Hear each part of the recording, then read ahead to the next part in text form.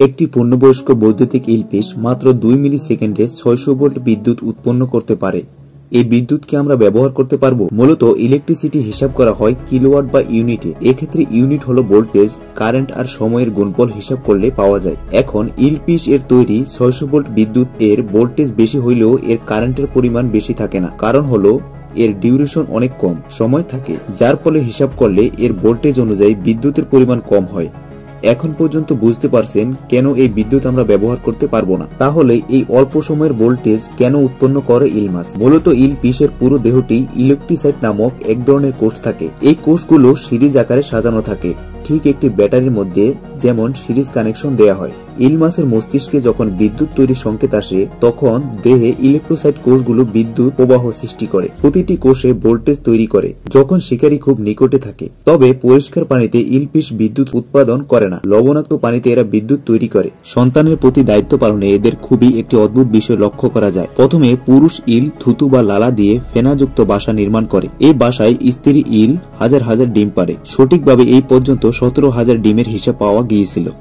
অসংখ্য ডিমের মধ্য থেকে গড়ে 1200টি বাচ্চা বৈদ্যুতিক ইলের জন্ম হয়। উভয়ে বাচ্চাকে রক্ষার জন্য নিয়োজিত থাকে। বাচ্চাগুলো 4 থেকে 6 ইঞ্চি লম্বা না হওয়া পর্যন্ত পিতা মাতার নজরেই রাখে। বৈদ্যুতিক ইল মুখ দিয়ে বাতাস থেকে অক্সিজেন গ্রহণ করে। শতকরা 80% অক্সিজেন এরা বাতাস থেকে নেয়। যদিও ফুলকা আছে, তথাপি মুখের উপরেই নির্ভরশীল। খুব বেশি প্রয়োজন না হলে এরা ফুলকা ব্যবহার করে, পানি থেকে অক্সিজেন গ্রহণ করে না। শিকারের আকার, আকৃতি ও শক্তি বিবেচনায় ইল নিজেদের শরীর বাঁকা করে ও লেজ কাছাকাছি নিয়ে আসে। কারণ ইলের মাথায় ধনাত্মক ও লেজে ঋণাত্মক প্রান্ত কাজ করে, তাই অধিক পরিমাণে বিদ্যুৎ উৎপাদন করার উদ্দেশ্যে ইল এমনটি করে থাকে। এরপর ক্রমাগত ইলেকট্রিক শক দিতে থাকে। এতে শিকারের পেশি দ্রুত অবশ হয়ে আসে। শিকারের দেহ নিস্তেজ হওয়ার পর ইল দ্রুত তাকে গিলে ফেলে।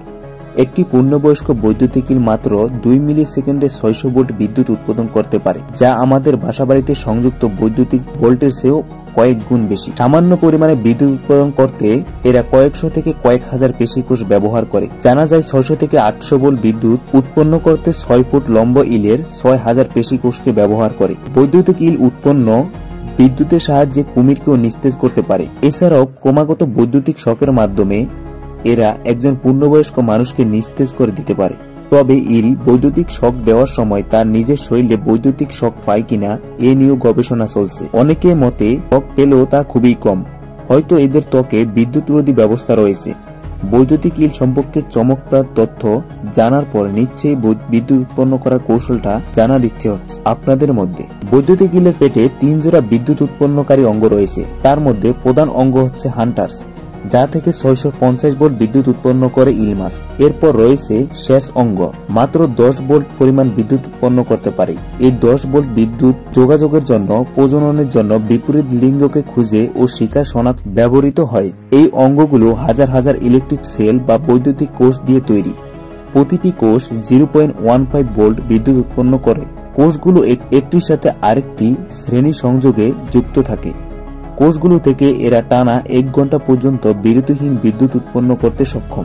এখন পর্যন্ত বুঝলাম ইল মাছ থেকে যে বিদ্যুৎ উৎপন্ন হয় সেই বিদ্যুৎ কিন্তু আমরা ব্যবহার করতে পারবো না, কারণ ইল মাছ খুবই সামান্য সীমিত সময়ের মধ্যে বিদ্যুৎ উৎপন্ন করে, আর এর ভোল্টেজের পরিমাণ বেশি হয়, কিন্তু সেটা সীমিত সময়ের জন্য। বর্তমানে আমরা যে ব্যাটারি ব্যবহার করছি, এই ব্যাটারি আবিষ্কৃত হয়েছে মূলত ইল মাছ দেখে।